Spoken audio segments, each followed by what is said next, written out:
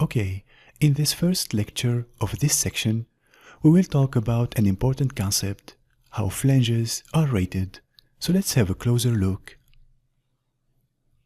First, rating as applied to flanges may best be defined as the maximum pressure allowed by the pressure piping code for the specific temperature at which the flange will be operating.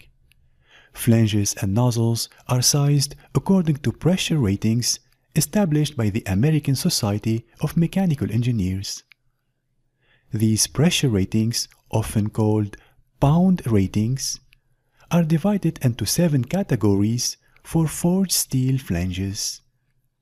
These categories are 150, 300, 400, 600, 900, 1500 and 2500. On the other hand, cast iron flanges have pound ratings of 25, 125, 250 and 800. For more details about this, you can consult the pressure piping code B31 issued by the American Society of Mechanical Engineers, or read the amazing textbook by Philip Ellenberger, Piping Systems and Pipeline. Actually, this book demystifies the B31 code and provides valuable insights into the codes and standards that apply to piping systems.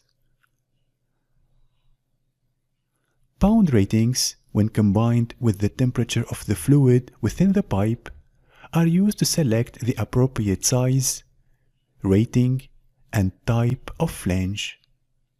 We will see this in detail further ahead. For now, keep in mind this important concept. This pressure-temperature relationship will allow any given flange to be used in a number of different applications. For example, a 150 pound rating forged steel flange is rated to perform at 150 psi at 500 degrees Fahrenheit. If the temperature were decreased to 100 degrees Fahrenheit, this same flange could be used for 275 psi. However, if the temperature were increased to 750 degrees Fahrenheit, the flange could only be used for 100 psi. So, as you can see here, the pressure-temperature relationship is very important. When temperature decreases, the allowable pressure increases, and vice versa. Also, keep in mind this second important concept. Pound ratings are also used to establish the outside diameter and thickness of a flange. Typically, as pound ratings increase, so will the flange's diameter and thickness.